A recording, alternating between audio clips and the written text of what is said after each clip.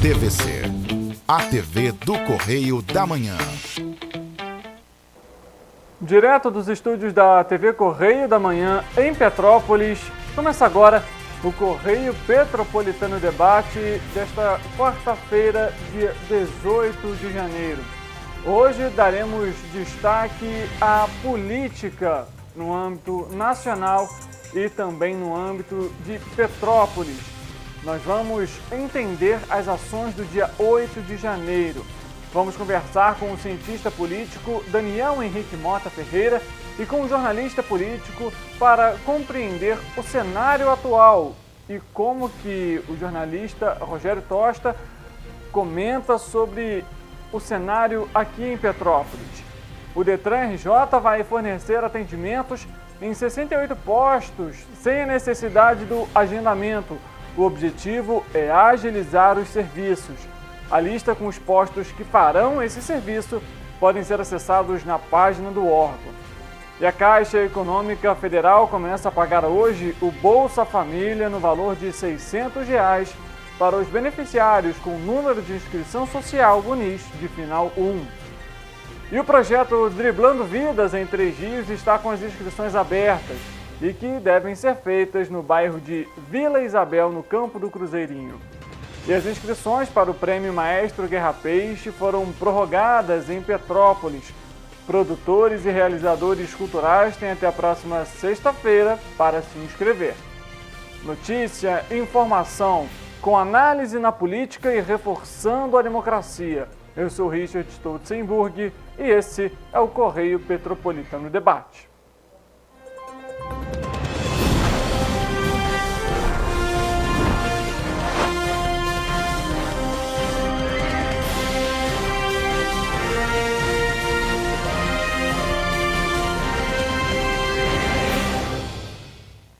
Olá, muito boa tarde para você, seja bem-vindo. Estamos ao vivo, 1h06 da tarde, aqui pela TV Correio da Manhã, canal 16 em Petrópolis e também nos outros municípios, Três Rios, Teresópolis, Patiraféres, Paraíba do Sul e Nova Friburgo.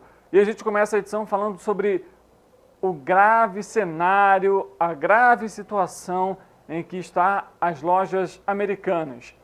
Em meio à revelação de um rombo bilionário na contabilidade, as lojas americanas terão até 5 dias úteis para dar uma resposta ao Ministério da Justiça. A Secretaria Nacional do Consumidor, a Senacom, notificou na última terça-feira a varejista a prestar esclarecimentos sobre os impactos aos consumidores das dívidas com os bancos reveladas no balanço. Inicialmente de 20 bilhões de reais, mas o valor divulgado subiu para 40 bilhões de reais após uma revisão. Segundo o Ministério da Justiça, a Senacom quer entender os seguintes pontos: quais os impactos imediatos sobre os consumidores, quais os impactos a médio e a longo prazo e quais as políticas e canais de solução de eventuais conflitos para os consumidores. O órgão monitora condutas que possam caracterizar infrações às relações de consumo com repercussão nacional. O prazo para a resposta vai começar a contar a partir da data do recebimento da notificação. Caso a empresa não encaminhe os esclarecimentos no intervalo estabelecido, vai estar sujeita a sanções. Além dos pontos de vendas físicos, o Grupo Americanas detém as seguintes marcas, como Americanas.com, Shoptime e Submarino.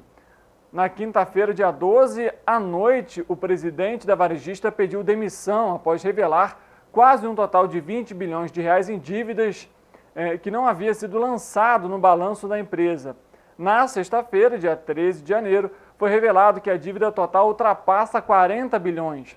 No mesmo dia, a Justiça do Rio de Janeiro concedeu uma tutela antecipada que suspende qualquer bloqueio, sequestro ou penhora de bens das lojas americanas, até que o grupo apresente um plano de recuperação judicial. Situação bem delicada das lojas americanas, viu? E que interfere mundialmente, né, na prestação do serviço, na mão de obra, dos funcionários. A gente vai acompanhar esse cenário aqui e vai trazendo isso para você no decorrer da nossa programação. E mudando de assunto, a Caixa Econômica Federal começa a pagar nesta quarta-feira o Bolsa Família para os beneficiários com número de inscrição social UNIS de final 1. O cronograma segue até o dia 31 deste mês. A Caixa Econômica Federal começa a pagar nesta quarta-feira, dia 18, a parcela de janeiro do Bolsa Família com valor mínimo de R$ 600. Recebem nesta data os beneficiários com número de inscrição NIS, final 1. Segundo o Ministério do Desenvolvimento e Assistência Social, neste mês o Programa de Transferência de Renda do Governo Federal alcançará 21,9 milhões de famílias com um gasto de 13,38 bilhões de reais. O valor médio recebido por família equivale a R$ 614,21. A partir deste mês, o programa social que estava com o nome de Auxílio Brasil no governo anterior volta a ser chamado de Bolsa Família. O valor mínimo de R$ 600 foi garantido após a aprovação de emenda constitucional da transição, que permitiu o gasto de até 145 bilhões fora do teto de gastos neste ano, dos quais 70 bilhões de reais estão destinados a custear o benefício. Em publicação nas redes sociais, o presidente Luiz Inácio Lula da Silva escreveu que a manutenção da parcela mínima segue o compromisso estabelecido entre o novo governo e o Congresso Nacional. Abre aspas, começaremos o pagamento de R$ 600 para famílias beneficiárias, compromisso firmado durante a campanha e que conseguimos graças à PEC que aprovamos ainda na transição, já que o valor não tinha sido previsto no orçamento pelo governo anterior, fecha aspas, postou o presidente. O pagamento do adicional de R$ 150 para famílias com crianças de até 6 anos ainda não começou. Na semana passada, o ministro do Desenvolvimento e Assistência Social, Wellington Dias, afirmou que o valor extra só começa a ser pago em março, após o governo fazer um pente fino no cadastro único para programas sociais do governo federal, o CadÚnico, para eliminar fraudes. No modelo tradicional do Bolsa Família, o pagamento ocorre nos últimos 10 dias úteis de cada mês. O beneficiário pode consultar informações sobre as datas de pagamento, o valor do benefício e a composição das parcelas no aplicativo Caixa Tem, usado para acompanhar as contas poupança digitais do banco. Neste mês, não haverá o pagamento do Auxílio Gás, que beneficia as famílias cadastradas no CadÚnico. Como a parcela é paga a cada 2 meses, o pagamento retorna, então, a partir de fevereiro. Só pode receber o Auxílio Gás quem está incluído no CadÚnico e tenha pelo menos um membro da família que receba o benefício de prestação continuada, ou seja, o BPC. A lei que criou o programa definiu que a mulher responsável pela família vai ter preferência ao receber o benefício, assim como mulheres vítimas de violência doméstica.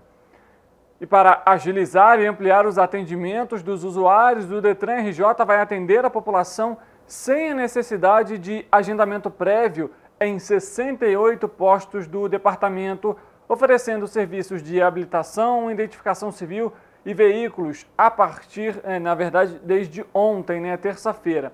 Essa iniciativa vigora até o fim desse mês de janeiro.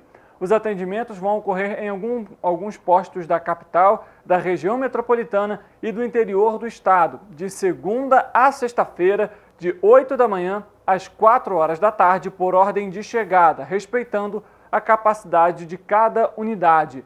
Nos 68 postos, as pessoas poderão realizar atendimentos diversos, como emissão da primeira e da segunda via, da Carteira Nacional de Habilitação a CNH e também da Carteira de Identidade, dentre outros serviços, sem a necessidade do agendamento.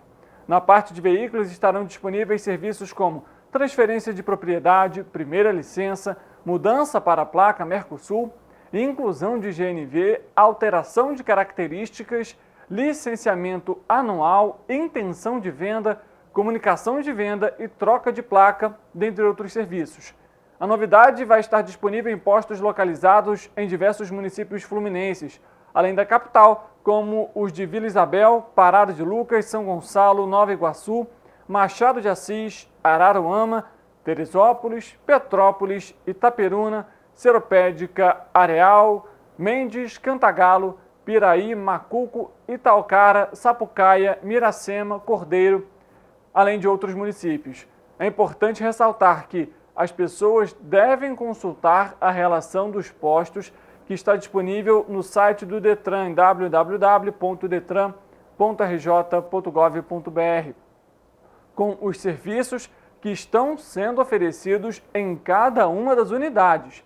Nos demais postos, a necessidade de agendamento prévio continua. Os agendamentos podem ser feitos pelo site do Detran ou pelo atendimento via telefone. Os telefones são os seguintes: DDD 21 3460 4040, DDD 21 3460 4041 e 3460 4042. Para você aqui da nossa região que nos acompanha em Teresópolis, o posto de vistoria fica localizado na rua Avelino Machado Bastos, número 250. Em Petrópolis, fica na rua Conde Afonso Celso, número 66, na localidade do Alto da Serra. Já em Nova Friburgo, fica na Avenida José Roberto Silveira, número 74. E em Patiroféres, na Avenida Brasil, número 161, lojas 6 e 7, Arcozelo. Então você que precisar fazer algum serviço aí de transferência, de habilitação, de identificação, pode procurar um posto do Detran. Vale ressaltar, verificar esses postos, os serviços que são oferecidos e fazer esse atendimento sem necessidade dos agendamentos.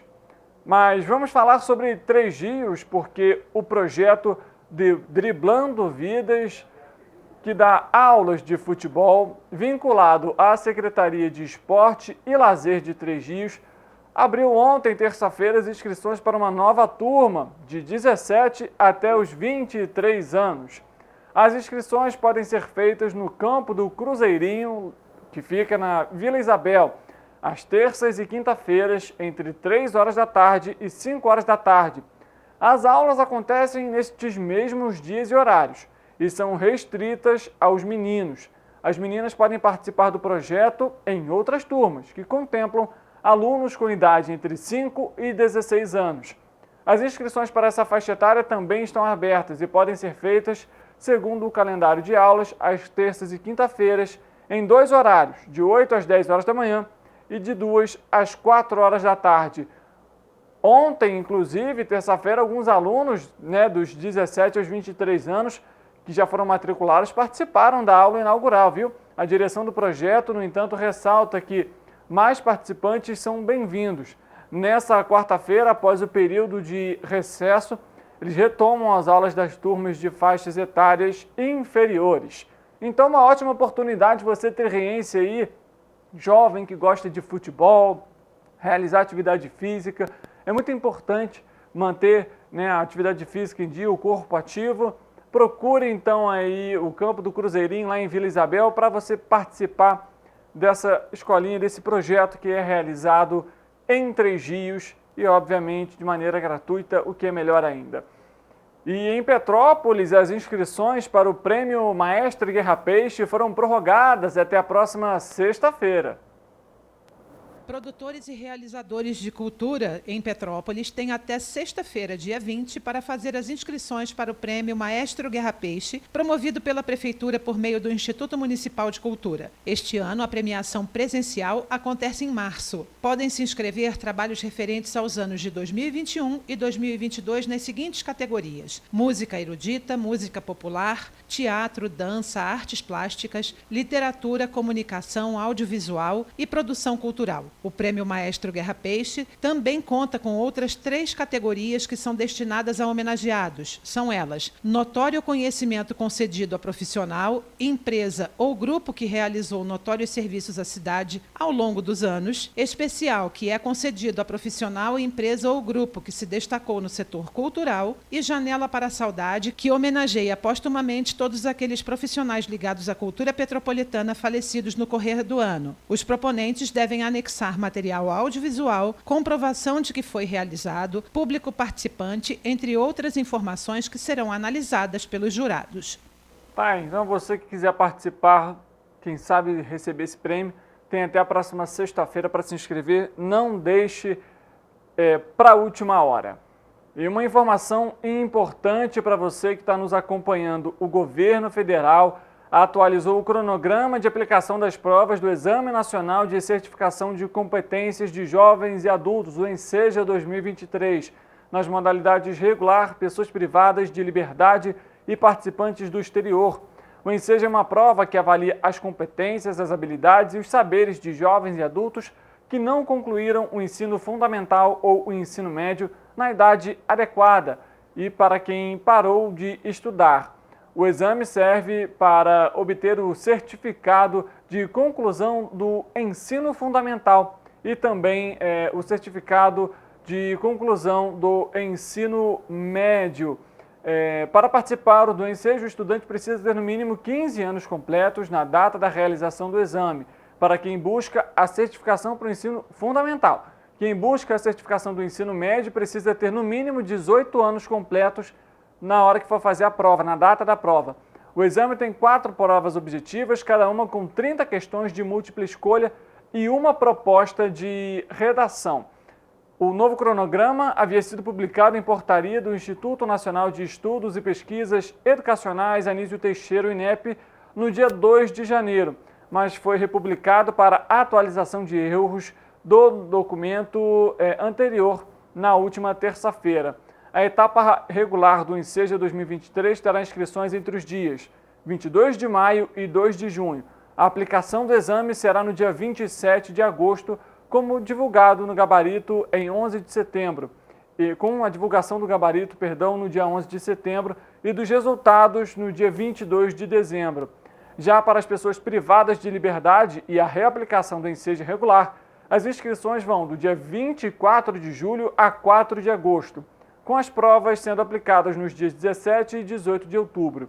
Já os gabaritos e o resultado dessa etapa serão divulgados nos dias 3 e 22 de dezembro, respectivamente. Uma outra informação para você em Paraíba do Sul, a Banda Municipal de Marcha abriu as matrículas para as aulas de música. A gente, inclusive, tem a imagem para mostrar para você dessa abertura a vagas para flauta, clarinete, saxofone, trompa, trompete, trombone, enfim, são vários instrumentos aí, instrumentos de percussão também. As informações podem ser tiradas pelo WhatsApp que está na tela ali para você, nesse banner lá da Prefeitura de Paraíba do Sul. Então, você que quiser participar, faça a sua inscrição, tire as informações, as dúvidas por meio do telefone 249-8105-0162. Vamos falar agora sobre o programa Supera RJ, porque a Prefeitura de Pati do Alferes, em parceria com a Fundação Leão 13, convoca os beneficiários do programa estadual Supera RJ que ainda não receberam seus respectivos cartões e para retirá-los o mais rápido possível. O Supera RJ é o auxílio emergencial de renda mínima do governo do estado do Rio de Janeiro e é destinado a famílias com renda igual ou inferior a R$ 200 por pessoa, com os dados atualizados no cadastro único. E também para trabalhadores desempregados que recebiam até R$ 1.501 e tenham perdido o emprego a partir do dia 13 de março de 2020.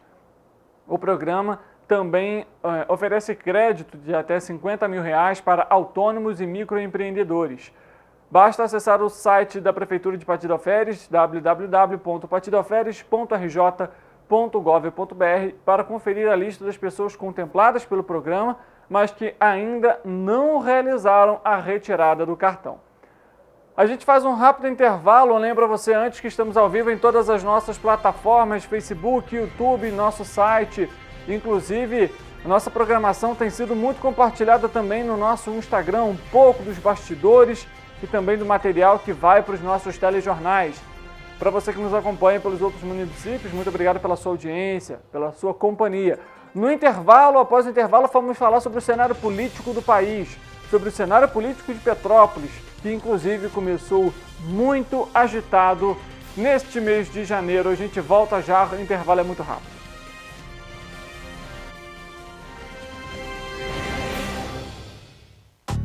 Rio de Janeiro, atração o ano inteiro. Tem descanso, tem folia, noite e dia, alegria, sol e praia, diversão. No prato ou copo, a festa, o bar, museu ou bloco. Show, cultura, história, gravado na memória e no seu coração.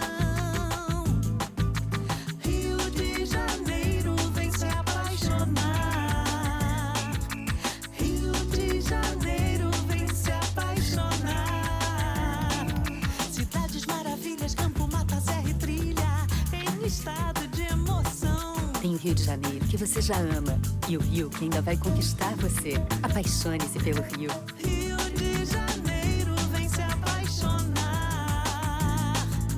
Rio de Janeiro, vem se apaixonar. Governo do Estado do Rio de Janeiro.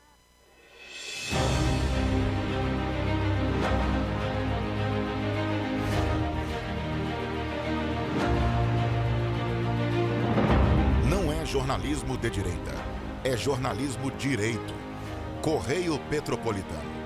Tudo que seu jornal não deveria ter deixado de ser. Todos os dias, em uma banca perto de você.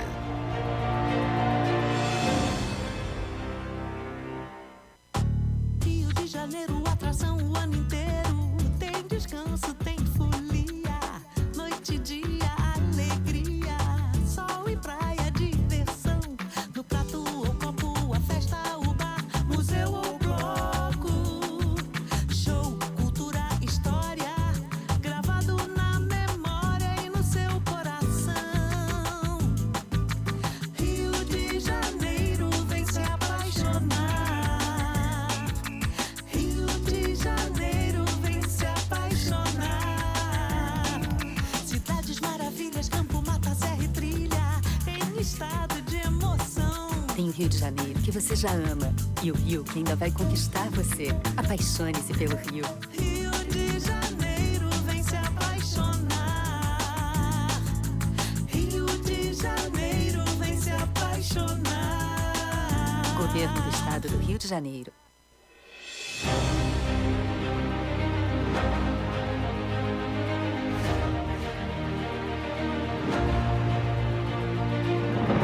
Não é jornalismo de direita, é jornalismo direito. Correio Petropolitano. Tudo que seu jornal não deveria ter deixado de ser. Todos os dias, em uma banca perto de você.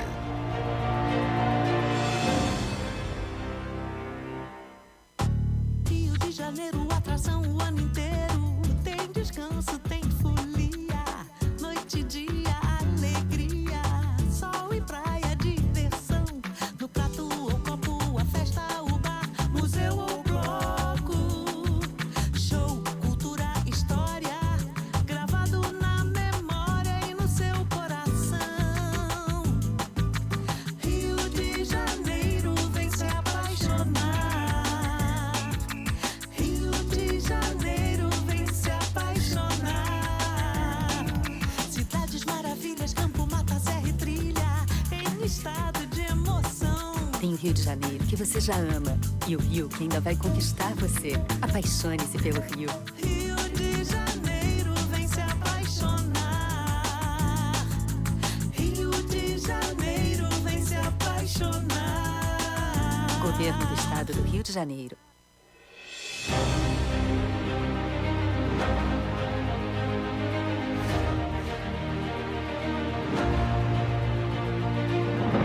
Não é jornalismo de direita, é jornalismo direito.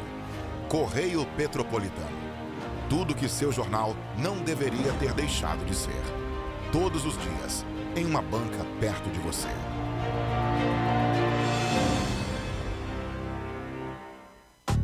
Rio de Janeiro, atração o ano inteiro. Tem descanso, tem folia. Noite e dia, alegria. Sol e praia, diversão. No prato ou copo, a festa, o bar, museu ou bloco. Show, cultura, história. Gravado na memória e no seu coração. Rio de Janeiro, vem se apaixonar. Rio de Janeiro, vem se apaixonar. Cidades maravilhas, campo, mata, serra e trilha, em estado de emoção. Tem o Rio de Janeiro, que você já ama, e o Rio, que ainda vai conquistar você. Apaixone-se pelo Rio. Rio de Janeiro, vem se apaixonar. Rio de Janeiro, vem se apaixonar. Governo do Estado do Rio de Janeiro.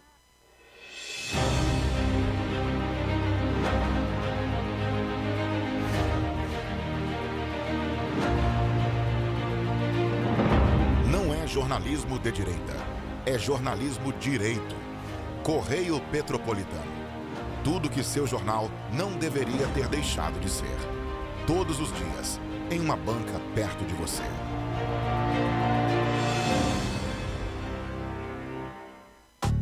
Rio de Janeiro, atração o ano inteiro. Tem descanso, tem folia. Noite e dia, alegria. Sol e praia, diversão. No prato ou copo, a festa, o bar, museu ou bloco. Show, cultura, história. Gravado na memória e no seu coração. Rio de Janeiro, vem se apaixonar. Rio de Janeiro, vem se apaixonar. Cidades maravilhas, campo, mata, serra e trilha, em estado de emoção. Tem o Rio de Janeiro, que você já ama, e o Rio, que ainda vai conquistar você. Apaixone-se pelo Rio. Rio de Janeiro, vem se apaixonar. Rio de Janeiro, vem se apaixonar. Governo do Estado do Rio de Janeiro.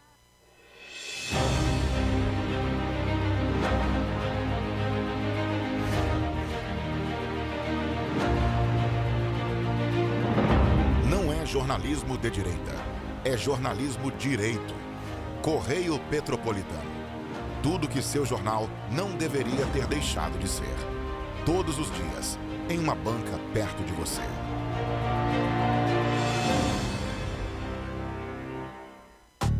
Rio de Janeiro, atração o ano inteiro. Tem descanso, tem folia. Noite e dia, alegria. Sol e praia, diversão. No prato ou copo, a festa, o bar, museu ou bloco. Show, cultura, história. Gravado na memória e no seu coração. Rio de Janeiro, vem se apaixonar. Rio de Janeiro, vem se apaixonar. Cidades maravilhas, campo, mata, serra e trilha, em estado de emoção. Tem o Rio de Janeiro, que você já ama, e o Rio, que ainda vai conquistar você. Apaixone-se pelo Rio. Rio de Janeiro, vem se apaixonar. Rio de Janeiro, vem se apaixonar. Governo do Estado do Rio de Janeiro.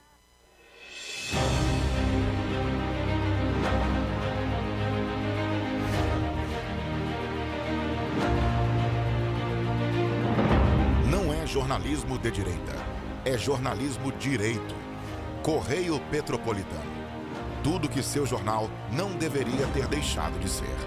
Todos os dias, em uma banca perto de você.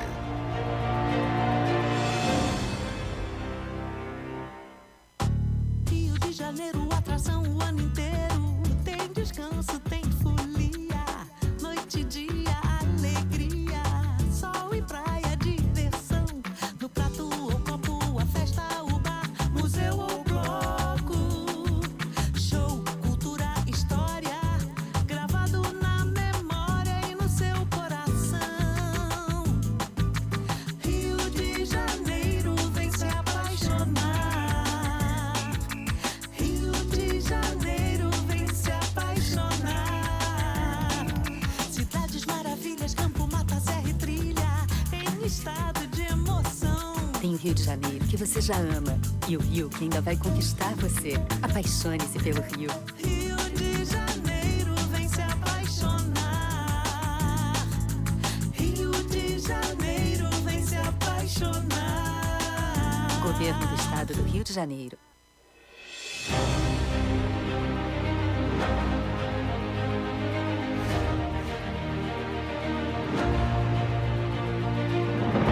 Não é jornalismo de direita, é jornalismo direito. Correio Petropolitano. Tudo que seu jornal não deveria ter deixado de ser. Todos os dias, em uma banca perto de você.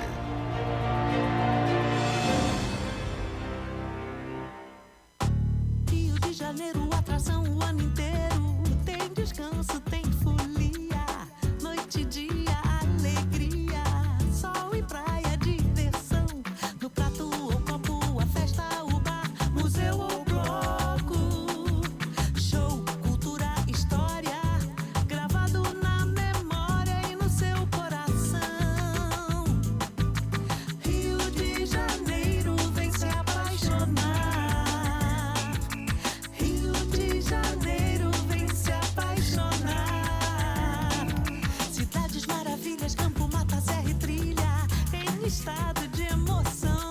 Rio de Janeiro que você já ama e o Rio que ainda vai conquistar você. Apaixone-se pelo Rio. Rio de Janeiro, vem se apaixonar.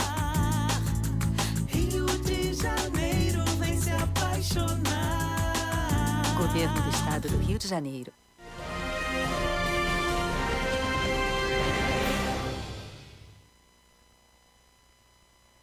Metropolitano Debate de volta e vamos dar então agora destaque para a política no país, em Petrópolis também. E a gente vai falar sobre a situação que ocorreu no dia 8 de janeiro, muito delicada no país, e também sobre os cenários em Petrópolis, as possíveis trocas na Câmara Municipal, enfim. No programa de hoje vamos então conversar com o jornalista político Rogério Tosta e também com o sociólogo e cientista político Daniel Henrique Mota Ferreira.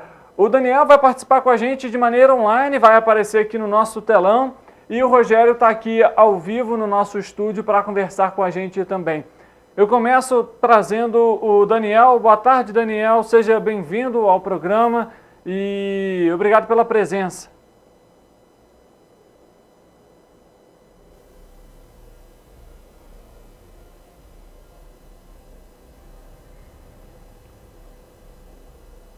Produção, vou pedir um favor, eu não estou escutando o Daniel, não sei se a gente está com algum problema de som em relação ao Daniel, não consigo escutá-lo.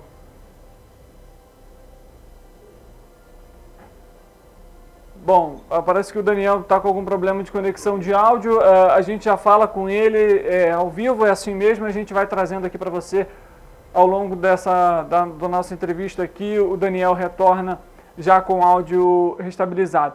Mas temos aqui então no nosso estúdio o Rogério Tosta, jornalista político aqui da cidade de Petrópolis.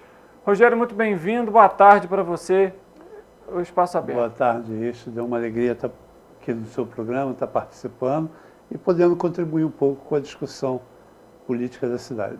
Perfeitamente. Bom, antes do Daniel entrar, a gente vai falar então sobre Petrópolis, porque por aqui o cenário é bem agitado, viu? A gente, inclusive, comenta nesse momento sobre duas situações que estão mexendo aí com a imprensa, com o noticiário da cidade. A primeira dela é em relação ao término da coletiva feminista e que gerou muita repercussão nas redes sociais. E agora uma investigação também do Ministério Público em relação ao vereador Domingos Protetor por uma suposta rachadinha. A gente, inclusive, tem a imagem do documento que foi feito pelo Ministério Público para mostrar para você. A gente pode colocar na tela daqui a pouco para você ver. Parece que a imagem não está muito boa, mas ele fala exatamente sobre essa investigação que foi instaurada pelo Ministério Público em relação ao vereador Domingos Protetor, que ali na ementa, inclusive, comenta o seguinte: o vereador que se apropria de parcela remuneratória do assessor. A gente vai falar sobre isso então, Rogério, porque esse é um tema muito delicado, porque envolve diversas outras questões.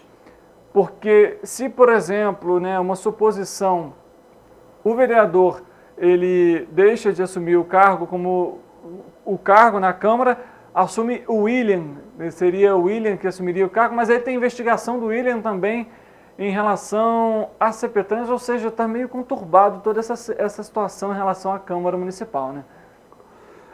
Richard, primeiro a gente tem que estabelecer alguns pontos aí que são fundamentais. O primeiro deles o procedimento aberto pelo Ministério Público ainda está em apuração. Sim. Inclusive, o Ministério Público me respondeu na manhã de hoje, dizendo que pediu a 105, Delegacia de Polícia, que abrisse um inquérito de investigação. E está sob sigilo de justiça. Então, o conteúdo todo desse processo, a gente vai ter dificuldade até para poder estar conhecimento. Então, esse é um fato.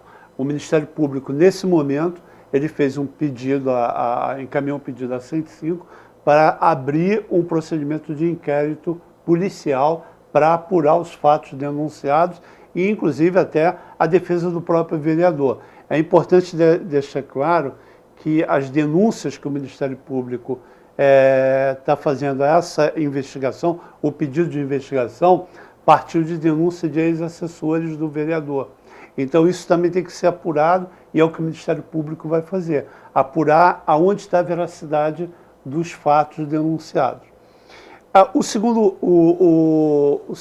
segunda questão, né, que você coloca é se caso o vereador venha sofrer alguma penalidade e a possibilidade de um afastamento, o que acontece? O vereador é afastado e a Câmara Municipal, então, tem que convocar o suplente. O primeiro suplente do PSC é Bernardo Sabrá, que é irmão de Jamil Sabrá, e ambos estão sendo investigados ainda sobre o inquérito com relação a um suposto, né, irregularidade na CPTrans, porque a gente não pode afirmar, porque ainda está sob investigação.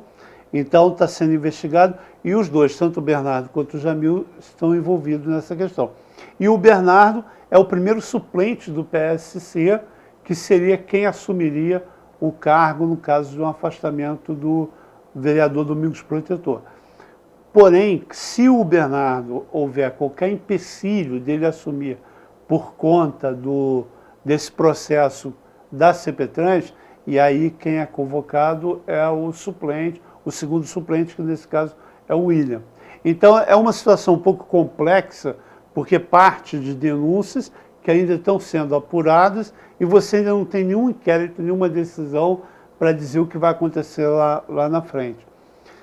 Pela experiência que a gente adquire, pelo que a gente vê ocorrer, né, são dois caminhos aí que podem ocorrer na verdade. O primeiro, de fato, é o afastamento do vereador, mas isso vai acontecer depois que o Ministério Público fizer toda a apuração e comprovar as irregularidades, ou simplesmente, após o inquérito da polícia, vir a ser arquivado, pedido de arquivamento pelo próprio Ministério Público. Nesse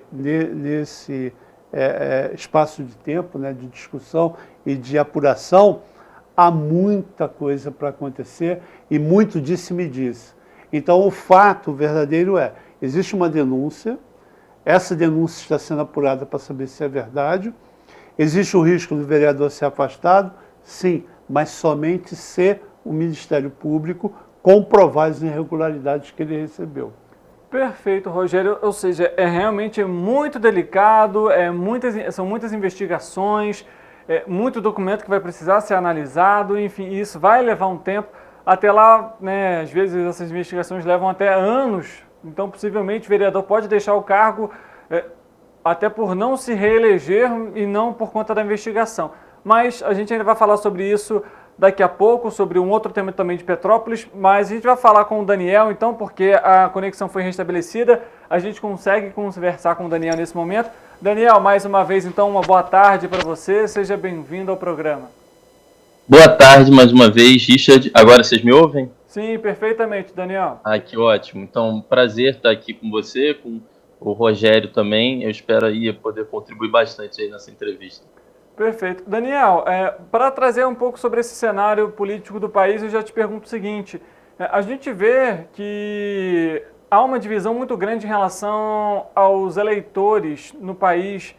A gente viu isso na última eleição agora, também tem esse resquício desde 2018. De alguma forma, esse cenário agressivo que aconteceu no dia 8 de janeiro, ele poderia ser esperado já por essa grande divisão em relação aos eleitores no país?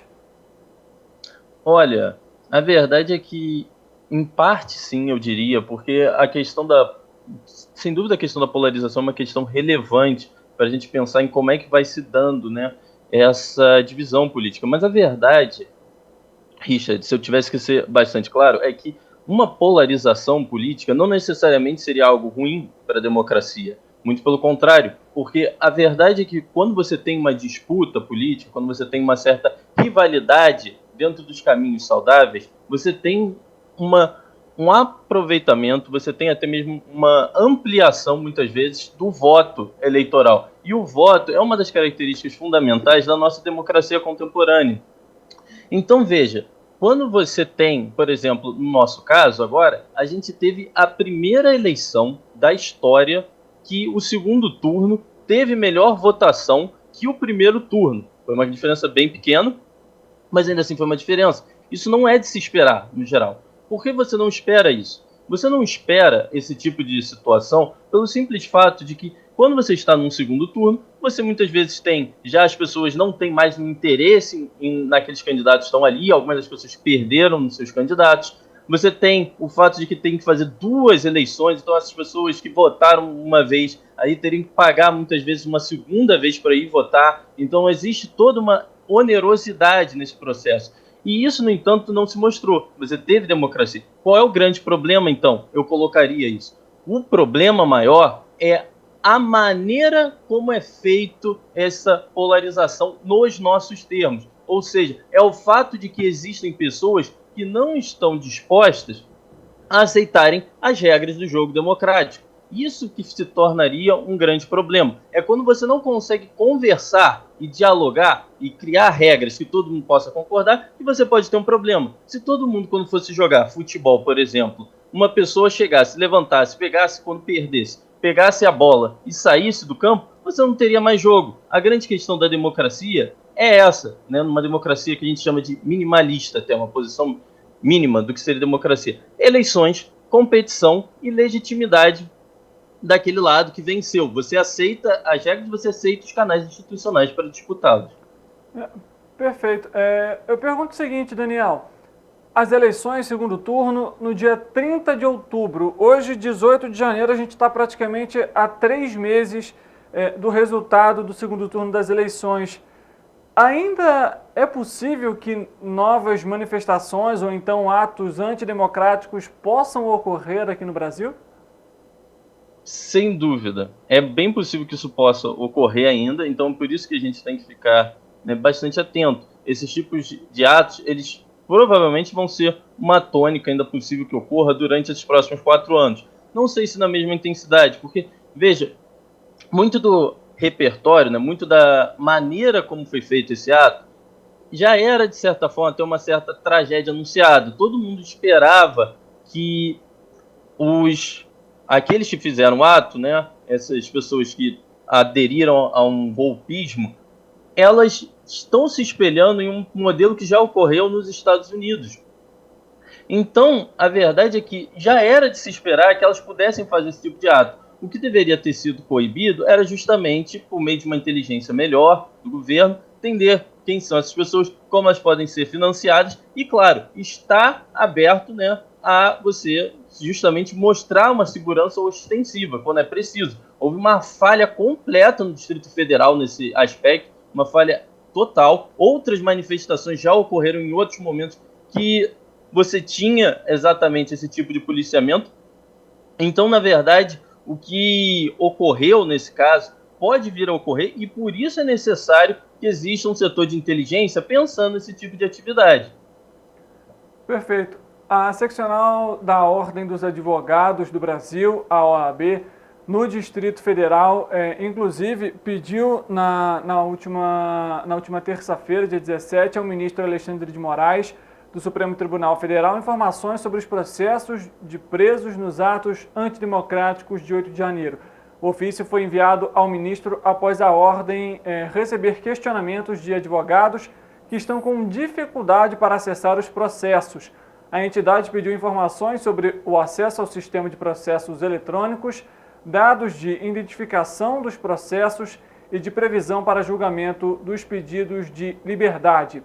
Conforme o último levantamento que foi divulgado pelo Conselho, 1.418 pessoas foram presas pelos atos terroristas realizados em Brasília por questões humanitárias, 599 pessoas foram liberadas, sem a necessidade de prestarem depoimento. Entre elas, idosos, pessoas em situação de rua com problemas de saúde e mães acompanhadas de crianças. Mas eu vou falar também agora, vou puxar a conversa para o Rogério para ele participar aqui com a gente. a gente viu que em Petrópolis também ocorreram algumas manifestações em frente ao Exército, aqui na Vila Militar. Como que isso reverberou também aqui em Petrópolis, Rogério, na sua visão? Bom, Richard, aqui em Petrópolis, apesar de ter tido uma movimentação, manifestação na frente do 32º Batalhão e manifestações tanto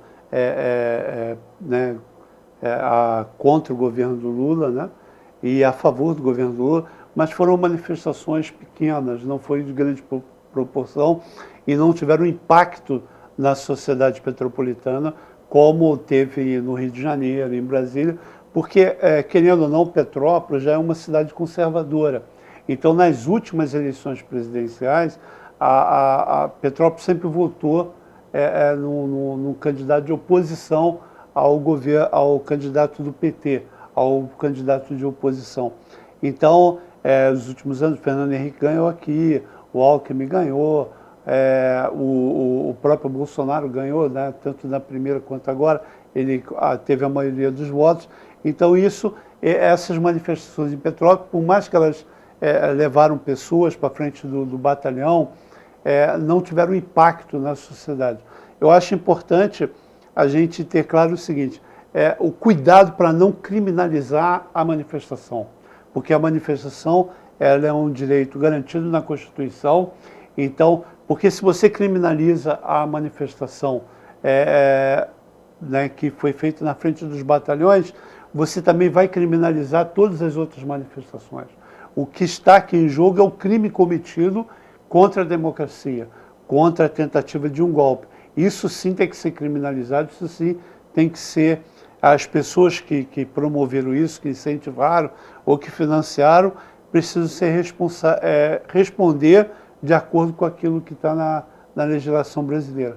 Mas nós temos que ter esse cuidado de não criminalizar as manifestações, lembrando que no passado nós já tivemos ações semelhantes de tentativa de criminalizar as manifestações populares, principalmente aquelas que eram movidas pelos sindicatos. Então a gente tem que ter muito esse cuidado para que no futuro, né, a gente vai ter novas manifestações pró-governo, contra-governo. Grupos que hoje estão apoiando o governo Lula, amanhã vão estar na oposição e vão fazer manifestações, então tem que ter muito esse cuidado. Agora, a tentativa de golpe, as manifestações antidemocráticas, essas sim precisam ser apuradas e os responsáveis punidos. Perfeito. Daniel, eu faço o seguinte questionamento para você. Qual é, então, para a atual gestão, para o atual presidente da República, o principal desafio? Talvez já seja esse, de controlar esses atos, ou não, existe um outro fator que vai ser um desafio? E aproveito a ocasião, como diferenciar, tirar essa rivalidade entre os eleitores, esse radicalismo entre os eleitores? Até que ponto isso é saudável e até que ponto isso é prejudicial? Olha, Richard, eu vou começar até pela última questão. E o que eu diria para você sobre esse radicalismo, né, que é colocado assim, a verdade é que isso tem ocorrido muito em diversas outras sociedades, né? Em todos os outros estados a gente está tendo um problema parecido de avanço, principalmente, né, de uma extrema direita em alguns aspectos assim muito antidemocrática, né, nos seus posicionamentos. E a grande questão um pouco se coloca é essa, né? Quer dizer, o que seria então, como você fazer para voltar a ter essa conversa? A verdade é que, primeira coisa, é necessário que exista um mínimo de credibilidade nas instituições políticas. As pessoas precisam acreditar nelas. Elas precisam acreditar que é por meio da legislação, por meio do próprio processo eleitoral, elas podem conseguir algumas mudanças na sua vida, né? E mais, eles têm que aceitar que quando se perde, o outro lado também pode ter razão. Esse problema aí parece que foi uma clivagem muito séria que começou a ocorrer hoje em dia. Muito forte também, que tenha ligações, como algumas pessoas vão colocar, e de fato ocorre, né, com a própria forma como está sendo difundido nas redes sociais as informações. Então, esse tipo de a informação como ela circula hoje em dia nas redes sociais, muito mais próximo também de parentes, etc., que vão compartilhando pouco a pouco, geralmente cria uma câmara de eco, né, em que as pessoas começam a se alimentar das mesmas informações, dos mesmos tipos de respostas, e muitas vezes sem o cuidado devido, né, em termos de controle factual. Ou seja, o que está faltando também, então, é compreender onde poderia existir esse tipo de controle. Quer dizer, quem vai dizer, afinal de contas, para as outras pessoas, o que de fato pode ou não ser considerado verificado corretamente. Isso aí geralmente ocorre quando a gente entende e respeita as próprias instituições democráticas, a gente entende que algumas dessas instituições que estão ali e serão responsáveis por fazer esse tipo de compreensão. Vão encontrar mecanismos para isso, e esses mecanismos serão públicos dentro desse processo. Com isso, o que acontece é uma tentativa, quando as pessoas começam então, a concordar cada vez mais, novamente, com quais são as regras mínimas para esse jogo, começa a haver essa tentativa de voltar, então, a discutir em termos mais democráticos, né? Como foi colocado pelo Rogério muito bem, assim, a grande questão não é exatamente o problema de manifestar-se, né? O problema é o próprio conteúdo do que se é colocado, muitas vezes, assim, você colocar como propostas que são consideradas de um certo teor antidemocrático, elas são lesivas. Você ter, então, uma falta de conversa com as demais instâncias para defender os seus pontos de vista, isso também pode ser visto como lesivo para a própria democracia. Então, agora voltando para a sua primeira pergunta sobre os desafios do governo Lula, sem dúvida esse vai ser um dos grandes desafios do governo, é você conseguir ser capaz de construir uma coalizão política que possa, em alguma medida, respeitar minimamente assim as formas como você pode decidir politicamente. Mas claro que isso vai estar responsável por outras respostas que o governo seja capaz de dar. Respostas na área econômica, por exemplo, né? Então agora até o Fernando Haddad começou já um primeiro processo político aí colocado, né, de antemão, um processo que a gente tem de fiscal, né, principalmente de ajuste fiscal, que vai ter que tomar outras medidas de tributação, etc. Tudo isso vai ser importante para o próprio eleitorado. Então, melhorar a questão econômica, né, garantir que as despesas fechem no final do dia, vai ser já um desafio para o governo Lula. Mas um outro desafio para o governo Lula, por exemplo, vão estar com as próprias instituições. Eu falei aqui que as instituições são importantes para a garantia da democracia, então não é possível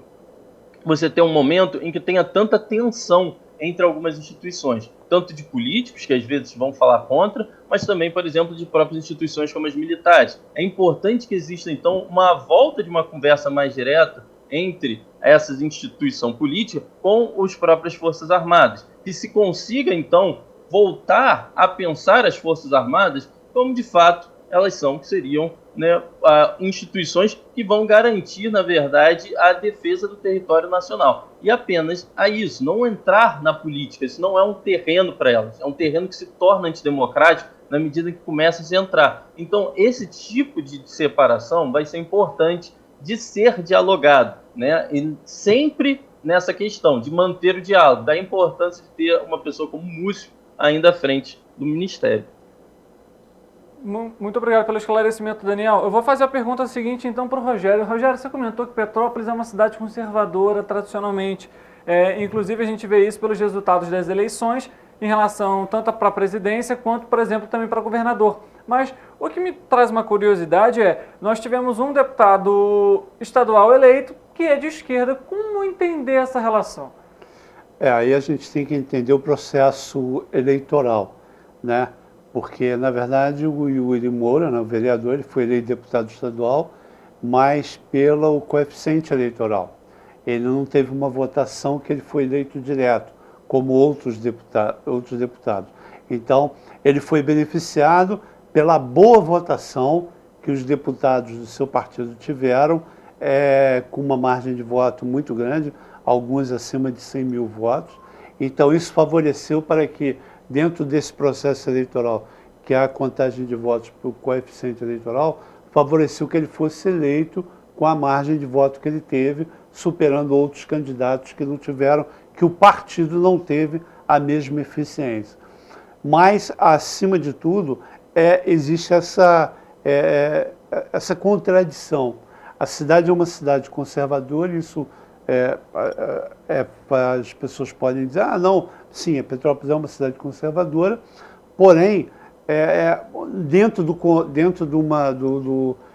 contexto geral do Estado, né, algumas pessoas, alguns movimentos conseguem se destacar dentro desse cenário. E o vereador Yuri Moura foi um deles que conseguiu isso. Mas lembrando que os candidatos na última eleição que são da direita ou que estavam apoiando o movimento de direita em Petrópolis, que são vereadores de Petrópolis, também tiveram uma votação muito expressiva para esse. Então, a gente tem as duas pontas em Petrópolis. Nós tivemos um vereador da esquerda, que é o Yuri Moura, com uma votação boa, que lhe garantiu a eleição para deputado estadual, mas tivemos também 2 vereadores da direita que tiveram boa votação e que aí não foram eleitos porque os partidos ou os candidatos dos partidos não tiveram uma votação que favorecesse isso dentro do coeficiente eleitoral para eles. Perfeito. Agora, Rogério, a gente viu aqui em Petrópolis nessa semana que a coletiva feminista, que seria a primeira suplente em relação ao Yuri Moura, de alguma forma se dividiu, a Thaís e a Mariana não fazem mais parte desse coletivo, e aí tem a Júlia e também a Cris, que continuam com o projeto. Eu pergunto, de alguma forma, acompanhar esse cenário delicado de que elas vão sair, as outras não vão sair, isso de alguma forma pode ser negativo para o partido, nesse caso? Apesar da eleição do Yuri para deputado, você ter esse desmembramento dentro de uma coletiva, de um partido, e agora, junto com essa investigação em relação ao Domingos Protetor, que também tem um viés de esquerda, isso de alguma forma pode enfraquecer o partido ou até mesmo as candidatas para umas próximas eleições? De fato, a coletiva feminista, né, de fato, ela começa a se projetar dentro da Câmara Municipal, né, de forma muito ruim, com uma imagem ruim, que é o rompimento entre seus membros. Eram 4, quer dizer, houve a divisão de 2 e 2, então você vai começar aí o coletivo com 2 pessoas que se apresentaram como as protagonistas desse processo. Isso, de fato, politicamente é ruim, porque mostra, de certa maneira, o enfraquecimento desse projeto. Porém, eu conversando com a Júlia e conversando com outros membros, eles disseram que o coletivo não acaba, de fato. Sim. O coletivo, dentro do partido, o coletivo continua. O que houve foi a divisão de que as 4 protagonistas desse processo que se dividiram. Mas, politicamente, isso é um enfraquecimento do coletivo, porque a expectativa era que as 4 estivessem na Câmara para poder estar atuando.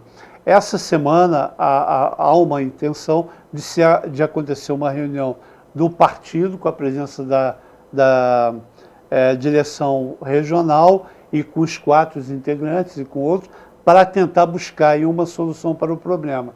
O que eu acho que vai ser difícil porque já houve o rompimento. Então essa mudança de postura vai ser difícil. O que o partido vai ter que fazer é decidir se apoia a manutenção da candidatura da Júlia, nesse caso, que assina pelo coletivo, ou se abre um processo interno para que o suplente venha assumir, o terceiro suplente do partido venha assumir a cadeira na Câmara. Então, isso é um processo interno que o partido vai ter que buscar uma solução para ele. Infelizmente, como eu disse até na matéria que eu fiz, é um processo interno que se tornou público, porque vieram a público e publicaram as notas. Então, é muito ruim para o partido e para o coletivo. Então, a gente espera que isso seja resolvido da melhor maneira. Perfeito. Eu vou fazer uma rápida pergunta para você, Daniel, até por conta do nosso tempo aqui do programa. Eu pergunto o seguinte: no Brasil a gente viu que no Senado, particularmente, no número de governadores, você teve uma maioria em relação aos votos de direita, e para a presidência da República, né, um representante de esquerda. De alguma forma vai ser também um desafio para o Lula a sua relação com o Congresso Nacional até para aprovação de leis? Sem dúvida, já estava se esperando esse tipo de cenário, já se desenhava então esse cenário de dificuldade para a vitória eleitoral do Lula, né? Houve um bom uso até da máquina eleitoral por parte dos políticos, principalmente ali da própria PP. Agora, uma questão importante é que muitos desses políticos, eles são políticos de carreira, eles têm uma visão também bastante carreirista nesse seu processo. Por conta disso, essa manifestação, inclusive, que foi muito forte, né, puxado com até mesmo ataques ao próprio Congresso, ela não foi muito bem vista. Isso pode enfraquecer, em parte, setores mais de extrema-direita dentro do Congresso e fortalecer aqueles que têm uma visão mais de carreira dentro disso, que vão querer se afastar um pouco mais dessas manifestações e vão se preparar mais facilmente para fazer esse tipo de negociação. Então, não necessariamente também esse foi um resultado negativo, né? Na verdade, com essa forma extremista, né, muitas vezes pode ser reconfigurado uma maior moderação dentro dessas discussões. Mas o desafio fica, sem dúvida nenhuma, a oposição é maior do que o próprio governo e resta, então, fazer essas negociações, essas conversas, que são parte legítima e necessária do jogo democrático.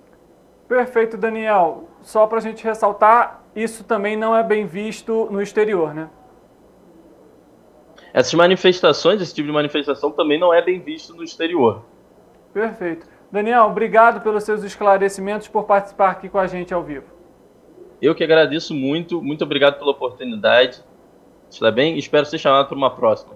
Com certeza. Muito obrigado mais uma vez, Daniel, cientista político, sociólogo, participando aqui com a gente, trazendo um pouco desse cenário político do país e dessas ações logo no início do governo aqui no Brasil. E também aqui em Petrópolis, Rogério Tosta trazendo para a gente um pouco desse cenário político petropolitano, que também começou agitado. Então, a princípio, Rogério, para a gente fazer só um resumão rápido aqui, nós temos, possivelmente para o futuro, duas pessoas que podem deixar a Câmara Municipal, mas isso, é óbvio, é só suposições, né? Não, exatamente isso. A gente não pode afirmar em nenhum momento que a abertura de um inquérito, de uma investigação, vai afastar qualquer vereador da Câmara Municipal. A gente tem que tomar esse cuidado, principalmente porque o Ministério Público ele atua com muita precisão nesses casos. E ele só vai pedir isso se realmente houver a comprovação das irregularidades. Então a gente tem que tomar muito esse cuidado para não afirmar, como às vezes nós queremos, né, pelo impulso, vai haver mudança. Não. Isso vai depender muito da investigação, vai depender muito daquilo que for apurado. O certo existe um processo de investigação, de apuração das denúncias, que pode ou não ocasionar uma mudança, um afastamento de um vereador. Quando isso vai acontecer? Pode acontecer daqui a 3 meses, daqui a 6 meses ou daqui a 1 ano. Então é difícil a gente afirmar qualquer coisa nesse sentido. O certo a Câmara vai ter uma mudança agora no dia 1º de fevereiro, com a posse do coletivo feminista do PSOL, né? Que quem assume o mandato representando o coletivo é a Júlia Casamasso, então vai ser mais uma mulher na Câmara Municipal. Isso também muda o perfil da Câmara Municipal, que passa a atuar de uma forma diferente, com 2 mulheres, uma inclusive vai estar na mesa diretora, que é a Gilda Beatriz. Então isso muda o perfil, já que a Câmara hoje também tem um novo presidente, que tem um novo perfil de administração, de conduzir o processo legislativo. Perfeito, Rogério. Uma última pergunta para a gente poder finalizar aqui, já estouramos até um pouquinho de tempo, mas é porque são muitos questionamentos, muita coisa para se debater, então às vezes vale a pena. Sobre essas questões, sobre esses cenários, até do país de modo geral, aqui de Petrópolis e também, pelo menos, apesar dessas suposições, os trabalhos continuam em relação à coletiva feminista e é uma oportunidade também até para a própria Júlia apresentar o trabalho e mostrar que, independentemente dessa divisão, digamos assim, as ações, as atividades continuam. A gente até conversou com a Júlia, inclusive, aqui, ela comentou que a coletiva continua e as propostas que foram divulgadas durante a campanha eleitoral permanecem, não foram alteradas. Eu pergunto, você chegou a conversar com o vereador Domingos Protetor sobre esse tema em relação a essa investigação, esse inquérito? Ele conversou com você sobre algum tema? Ele se pronunciou em relação a alguma coisa do tipo ou pelo menos ainda não? Não, o vereador até o momento ele não se pronunciou, até porque o processo, tudo está em sigilo. E então, até porque essa abertura de inquérito, né, o pedido da polícia, o pedido do Ministério Público para a Polícia Civil investigar ocorreu agora, semana passada. Então, e foi colocado logo em sigilo de justiça.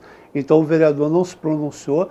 Ele está tomando ciência ainda do que está ocorrendo, quais são os procedimentos, para ele poder também se defender, poder apresentar aquilo que ele tem como prova, que mostra que ele não cometeu nenhum crime.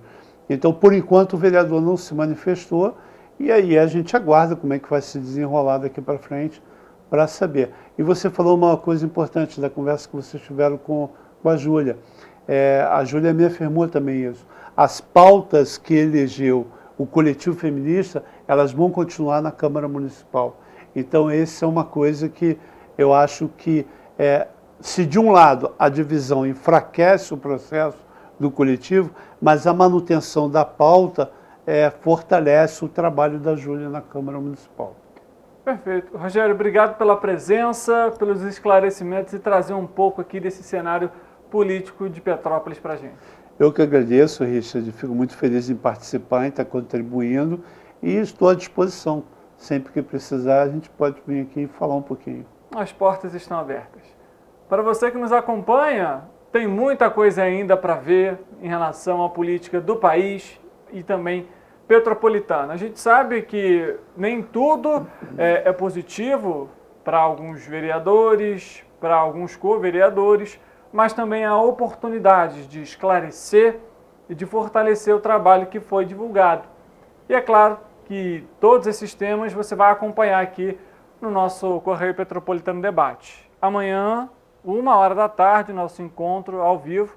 E é claro, eu aguardo a sua presença. Até lá!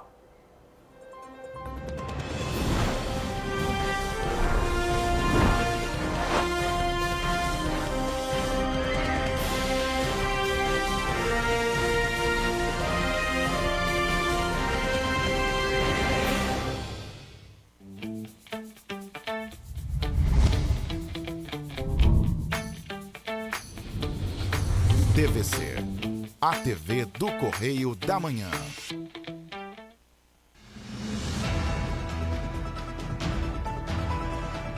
Olá, eu sou Jorge Guttenauer. e eu sou Roberta Costa. Estamos convidando você para assistir o Correio da Manhã na TV de segunda a sexta-feira, às 7h30 da manhã.